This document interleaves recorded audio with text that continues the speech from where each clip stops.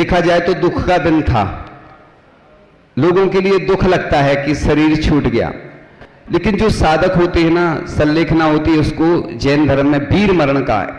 जैसे युद्ध में लड़ते लड़ते जवान शहीद हो जाता है तो उसके पूरे विश्व में सम्मान होता है, और कायर अगर युद्ध छोड़ के चला जाता है तो उसका क्या अपमान होता है। तो ये संलेखना कौन धारण करता है? लोग डरते हैं मृत्यु से। त्याग, तपस्या, निर्भिमानता, उदारता, साहित्य, सजन आदि गुणों की मूर्ति थे। कौन थे? महाकवि आचार्य श्री ज्ञान सागर। ऐसा नहीं सोचो कि उनकी ज्यादा प्रसिद्धि नहीं थी। उनकी प्रसिद्धि ऐसी थी कि मतलब वो ग्रंथ लिखते थे, कहीं भी रख देते थे, कभी प्रकाशन के लिए विकल्प नहीं था। देखो, साधुओं को वैसे ऐसा ही होना चाहिए, लेकिन क्या करें, आज श्रावक सुस्त हो जा रहे, इसलिए उनको जगाना पड़ता है कि जगाओ, नहीं तो सोते रहते। क्योंकि लोगों को आनंद आता है, काय में अच्छे से कुछ होता है तो उसमें आनंद आता है। बाकी आचार्य श्री का दीक्षा दिवस नहीं मनाते लोग, हम देखते ढंग से नहीं मनाएंगे। क्यों नहीं मनाते? लेकिन आचार्य श्री का कौन सा दिवस?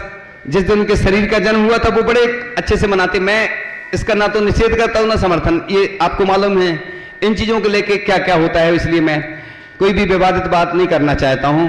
मैं तो बस 30 तारीख का इंतजार है मुझे कि 30 जून को, पहले इसलिए बता देता हूं, मैं कई बार विषय ज्यादा रहता ना, फिर वो आ नहीं पाता।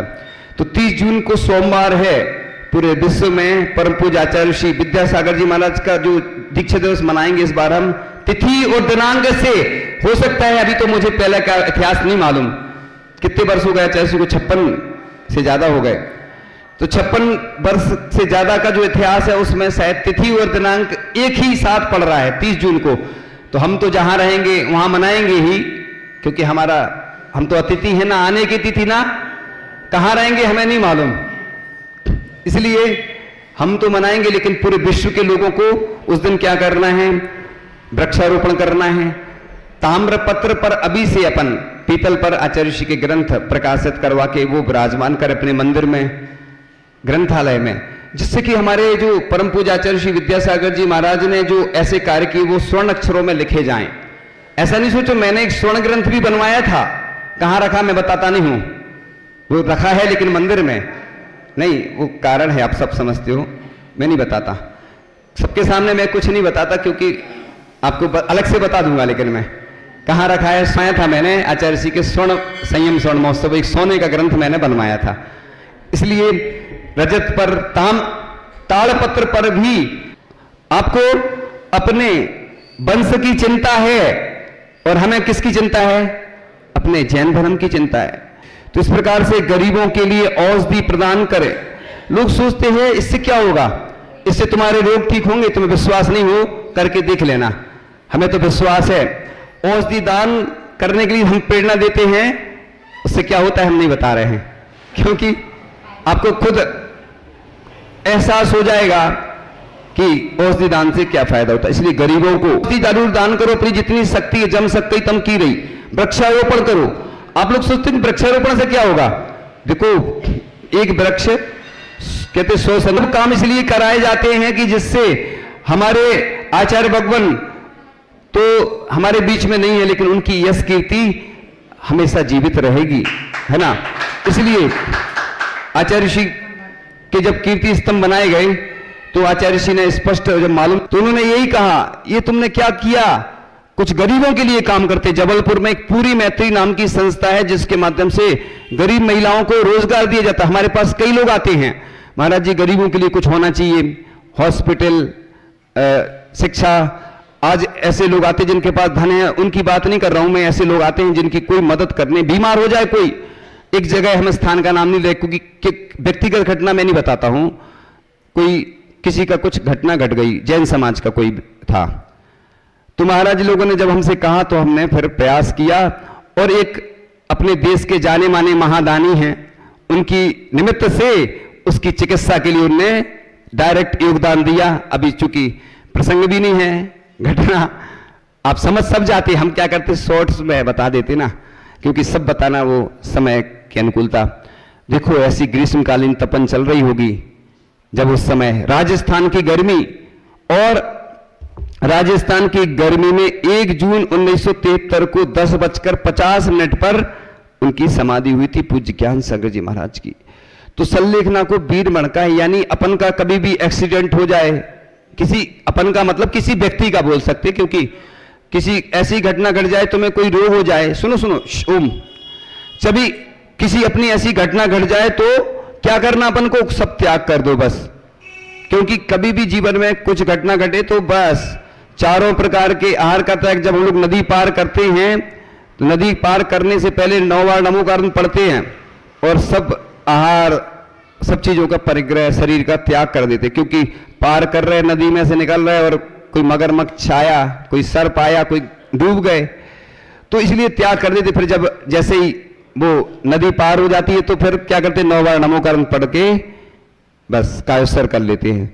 ये क्यों किया जाता है? ऐसे ही अस्पताल में कई लोग चले जाते हैं, कोमा में चले जाते हैं, इसलिए तो कहते हैं ना कि जो उपवास करते ना, व्रत करते, वो आगे काम में आते, उनकी साधना। जैसे मुनिराज जब से दीक्षा लेते हैं तभी से उनकी सल्लेखना प्रारंभ हो जाती है। तो इस प्रकार से आचार्य गुरुवर थे, गुरुवर जहां ज्ञान सागर अध्यात्म भाव के सागर थे, अंतर में ज्ञान की शक्ति थे, वे दिव्य ज्योति के दिनकर थे, निष्कपट भाव थे विद्या में, गुरुवर थे उन पर शुभ निहाल, वे उनसे प्रश्न किया करते, ना कहीं देखने को मिसाल। वाकई में ये तो दोनों जोड़ी, दोनों नहीं एक जोड़ी तो एक कहलाएगी, जोड़ी माने एक होता है ना, दोनों की जोड़ी, तो जोड़ी मतलब शिष्य और गुरु। सही में परम पूज्य ज्ञान सागर जी महाराज गौरवर्ण थे, मैंने देखा नहीं है लेकिन उनके बारे में जब पढ़ता हूं बहुत सुंदर थे। और उनके मुख पर एक तिल था, वो तिल क्या बोलता था कि वो जो इस वक्ता थे वो अच्छे। और पूज्य ज्ञान सागर महाराज जी प्रतिष्ठाचार्य थे, ज्योतिष का ज्ञान था, वो कहते थे स्वर विज्ञान फेल नहीं होता है, ज्योतिष तो फेल हो सकता है, इसके बारे में ज्यादा मैं डिटेल में नहीं बताता। तो आचार्य श्री को जब उन्होंने दीक्षा दी, उन्होंने सब देख लिया था कि आगे चलकर ये जो मेरा शिष्य है जैन धर्म का डंका बजाएगा। वाकई में मैं जब परम पूज्य आचार्य श्री विद्यासागर जी महाराज के बारे में बोलता हूं तो मेरा हृदय है ना 56 इंच का हो जाता है। मुझे बहुत गौरव का अनुभव होता है कि मुझे ऐसे गुरु से दीक्षा की प्राप्ति हुई जिन्होंने जो कार्य किए वो वाकई में स्वर्णिम बन गए, इतिहास बन गए। इसलिए मैं हमेशा चरण के लिए क्यों बोलता हूं हर जगह विराजमान करने की, क्योंकि प्रशस्ति में कम से कम वो हजारों साल तक उनकी जो प्रशस्ति लिखी जा रही है वो धातु के चरणों में वो हजारों साल रहेगी। ऐसा नहीं सोचो कि आज के लिए, चाहे भले ही जिसकी जैसी क्षमता हो, तो आचार्य श्री के चरण भी अपन को ऐसे स्थापित करना चाहिए। और मैं तो कहता हूं पूज्य ज्ञान सागर जी महाराज के चरण भी सब जगह जहां अनुकूलता हो, तो क्योंकि उनके जब गुरु हैं, देखो मैं कोई भी कार्य बोलता हूं प्रेरणा देता हूं, जबरदस्ती बिल्कुल दान कभी नहीं करना, जबरदस्ती दान दे मन, दान दे के तुम आनंद मनाओ।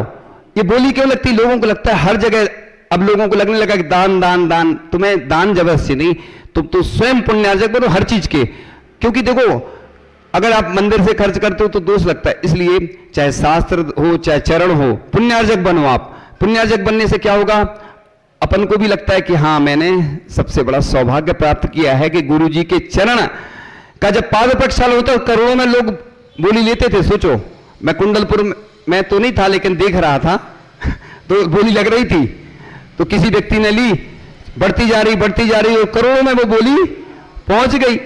आचार्य जी जिस पत्थर पे विराजमान हुए वो सबको मालूम है। मैं अभी चूंकि क्या करूं, मैं समय कम इसलिए मैं सुनाता नहीं, मैं शॉर्ट्स में बता देता हाँ, अब डिटेल में बाद में देख लेंगे, पर मैंने तो पहले ही सब चीजें बता दी थी। तो इस प्रकार से वे जो पूज्य ज्ञान सागर जी महाराज थे, वे अध्ययन काल में भी स्वावलंबन पर ही विश्वास करते थे तथा अपने परिश्रम से उपार्जित, आज देखो बच्चे जो पढ़ते ना बाहर, अपन पैसा उनको भेजते रहते हैं, वो क्या कर रहे हैं आप जाके एक आध बार देख लेना, चूंकि विषय वो नहीं है लेकिन बता रहा हूं मैं। और उन्होंने गमछा बेच करके अध्ययन किया और बहुत अच्छा विषय आने वाला है, तो वह विद्यालय के भोजनालय में ही भोजन करते थे। इसलिए पूज्य एक बार वो जब अध्ययन करने गए, देखो कैसी स्थितियां बनती थी पहले, आज भी देखो उनको कितना बुरा लगा जब उनके साथ ऐसी घटना घटी।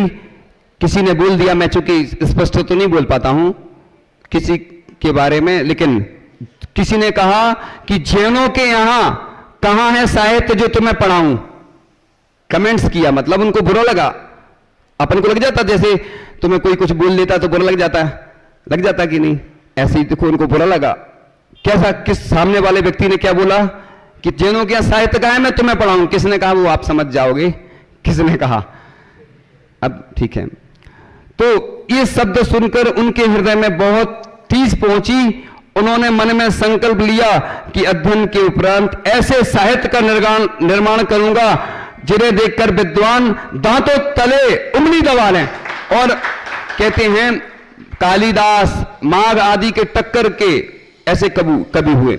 मुझे याद तो नहीं है कि किसी ने यह भी कहा था कि आज अगर परम पूज्य आचार्य श्री ज्ञान सागर जी महाराज जीवित होते तो मैं उनके चरणों को स्पर्श कर लेता, मतलब एक विद्वान ने कहा था।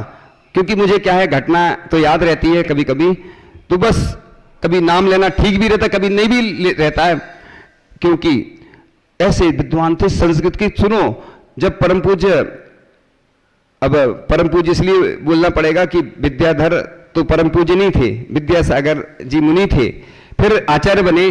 तो उन्होंने जब भी अध्ययन करवाया तो बिना देखे वो ग्रंथ याद रहते थे। उन पूज्य ज्ञान सागर जी महाराज की मेमोरी इतनी अच्छी थी कि वो बता देते थे इधर। अब एक बहुत अच्छा संस्मरण आ रहा है आपको, चूंकि अब संलेखना चल रही थी और 27 मई 1973 की बात थी।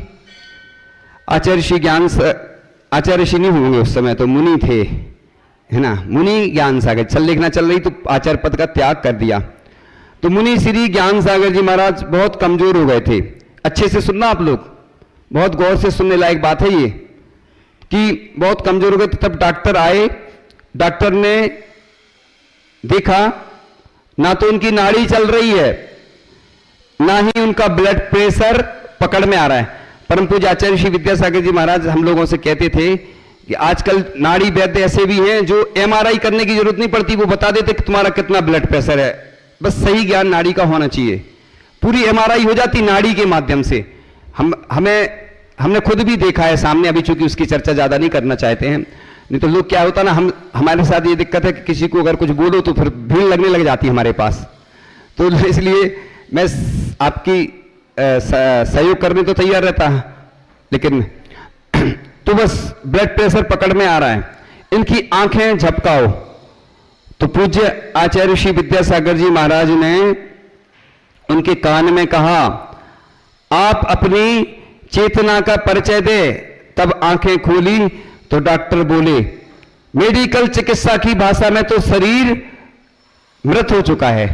मेडिकल जानते हैं, मेडिकल में डॉक्टर की भाषा में ये शरीर इनका मृत हो गया। अब किंतु आध्यात्मिक शक्ति के कारण श्वासें चल रही हैं, यह जीवित हैं। बड़े आश्चर्यचकित की बात है। डॉक्टर ने कहा ये तो एक नया उदाहरण मिला है, मैंने आज तक ऐसा उदाहरण नहीं देखा। तो सोचो आप लोग कहते हैं ना, देखो डेड बॉडी मतलब नाड़ी पकड़ में नहीं आ रही, वो कई बार पैर की नाड़ी भी देखी जाती है। एक वैद्य थे इंदौर के, बिना बारह में आए थे, तो नाड़ी देखते थे कहां की, हाथ की नहीं, पैर की। तो हम लोगों को भी इसलिए सीखना पड़ता सब। आप लोग सोचते होंगे महाराज जी लोग सब चीजें क्यों सीखते हैं, नाड़ी देखना, हर चीज 72 कलाएं होती, सीखना इसलिए पड़ता है कि कब क्या हो जाए। इसलिए हम लोग सब विद्याओं में पारंगत होते हैं, चाहे मूर्त विज्ञान हो। अब बता नहीं रह जाता इसके बारे में, नहीं तो अभी क्या होता है ना, लोग परेशान तो हैं ही, तो बस आने लगते फिर हमारे पास। इसलिए हमें अपनी परेशानी हो जाती, फिर तुम्हारी परेशानी तो दूर हो जाएगी, हमारी परेशानी बढ़ जाएगी। इसलिए उन्होंने कहा था कि शरीर राष्ट्रीय संपत्ति है। और इस प्रकार से आचार्य महाराज की संलेखना, इस प्रकार से उनने जब साहित्य निर्माण किया तो बस संलेखनाधारी तपोधन को शाश्वत तीर्थ ऐसा कहा गया है। छपक सूरवीर होता है। सबसे कठिन कौन सा धर्म है? कौन सा धर्म है? बोल ही नहीं रहे लोग, मौन है क्या? कौन सा धर्म है? तो धीरे बोल रहे कि जैन धर्म कहते मुनि पद जो है ना तलवार की धार पे चल रहा हो। संलेखना सबसे कठिन है, क्योंकि अपन को जैसे ही कई बार ऐसी स्थिति हो जाती तो कैसा लगने लगता? गर्मी में ही ऐसी लगने लगता। 6 डाला में क्या कहा है? अर्धमर्तक सम बूढ़ापन, यानी ऐसे अपन गर्मी में हो जाता है हाल, और तपे में तपा चल रहे हो गर्मी में तो और क्या स्थिति बन जाती कि ऑक्सीजन की कमी हो जाती है, तो बिल्कुल लोग सुस्त से हो जाते हैं। ऐसे में उन्होंने संलेखना धारण, सबसे अच्छी संलेखना कब मानी जाती है? चतुर्मास में। चतुर्मास में व्रत उपवास इसलिए लोग करते हैं कि वो अच्छी से संलेखना हो जाती है। तो जिस आराधना को लोक में महाप्रभावशाली पुरुष प्राप्त ना कर सके, ऐसी दुर्लभ आराधना को प्राप्त करने वालों की महिमा का वर्णन कोई नहीं कर सकता। तो जीवन में संलेखना धारण करना सर्वोत्तम कार्य है। जैसे कलशारोहण करते ना, मंदिर में कलशारोहण करते ना, कलशारोहण मतलब दीप से लेके ऊपर तक मंदिर बन जाता है उस पर, ऐसे ही कलश चढ़ाना मतलब संलेखना। अपने जितने भी श्रावकाचार 35 श्रावकाचार हैं शायद, लगभग ज्यादा भी हो सकते हैं, हम तो 35 हमें ज्ञात हैं। उन श्रावकाचारों में अंत में वर्णन किया किसका? संलेखना का। संलेखना कब होती है? अंत में होती है। तो संलेखना से आराधक को नरक, त्र्यंच और मनुष्य आयु का बंध नहीं होता है। तो जो फल कठिन तपश्चर्या से प्राप्त होता है वह फल संलेखना धारण करने से सहज प्राप्त होता है। तो इस प्रकार जन्म मरण सभा के उद्घाटन और समापन की भांति है। तो इस प्रकार से जैसे अपन कुंडलपुर में बड़े बाबा थे, मंदिर पुराना हो गया था, अपन ने क्या किया? नया मंदिर बना के क्या किया? बड़े बाबा को स्थापित कर दिया। ऐसे ही शरीर जीर्ण शीर्ण हो गया, कोई कैंसर हो गया, किसी को कोई रोग हो गया या कोई घटना घट गई अपने साथ, तो अब शरीर को छोड़ दो। जैसे दान करते, एक तो चोर क्या करता है? अपनी संपत्ति को क्या करता है? चुरा ले जाता है, उसमें पुण्य बंद होता क्या? और आप दान कर देते तो उसमें कितनी प्रसन्नता होती। हम भी जब कोई चीज देते हैं किसी को तो लगता तो है उसके प्रति मोह रहता है, लेकिन देने के बाद आनंद भी आता है ना। ये जैन धर्म सबसे कठिन धर्म है दुनिया का, और इसलिए लोग आते नहीं हैं, क्योंकि पूजन अभिषेक कर रहा है तो व्यवस्था में कोई नहीं आता है। बिहार होना है साधु संतों का, सबसे कठिन धर्म है। लेकिन मैं तो कहता हूं कि जो सहयोग देते हैं बहुत पुण्यशाली हैं, क्योंकि ऐसा लिखा है जो बिहार में भी आहार कराता है ना अनंत गुना पुण्य का अर्जन करता है। ऐसा नहीं सोचो, क्योंकि लोगों को क्या होता है, जो दिखता है ना वो बिकता है, समझ गए ना? सारा जो दिखता है लोग कहते हैं, आलोचना करते हैं, लेकिन मैं तो कहता हूं अच्छे दिखाकर करा करो। तुम तो हर काम अच्छे से इंटरनेशनल तरीके से करा करो, नहीं तो सुस्त सा माहौल हो जाता, देख रहे आप। इसलिए जो भी काम हो आगे, सुत पंचमी आने वाली है। मैं अंतिम बात बता दूं, भजन तो वो मैं अगले पार्ट में सुना दूंगा, इसलिए अब बात पूर्ण कर लेते। भजन अधूरा है, पूरा बाद में हो जाएगा, हम अलग से भी सुना देंगे, ठीक है ना? चूंकि मैं समय का ध्यान रखता हूं, और जो आगे कार्यक्रम है आप लोगों को क्या करना है, आज 5 सवा 5 बजे दिन हो जाता है, तो आप जल्दी आ जाएं, है ना? जल्दी चले जाए, 8:30 बजे पूर्ण कर लें। समझो बात को, पूजन बाद में कर लें, जो भी काम करना हो ना यहां से जाने के बाद करो। आपको टाइम मैनेजमेंट का बहुत अच्छा, हमने एडवांस टेक्नोलॉजी, जैसे हम प्रवचन कर लेते ना पहले, सब चीज कर ली थी, फिर सेकंड पार्ट में कर ली, हम पार्ट बाई पार्ट कर लेते, आप भी पार्ट बाई पार्ट कर लिया करें। इन्हीं भावना के साथ ग्रीष्मकालीन तपन है, तपे चल रहे हैं, और जो भी महामस्तकाभिषेक होना है श्री पार्श्वनाथ भगवान का भाभिया मंदिर में, और अभी पक्की भावना नहीं आई शांतिनाथ भगवान का भी, अभी होगा तो वो तो कह रहे, लेकिन हम ऐसे नहीं मानते, संभावित है जैसा होगा। चरण विराजमान आचार्य श्री के होना है तो अच्छे से आप लोग करें, बाकी सूचना आगामी आपको दी जाएगी।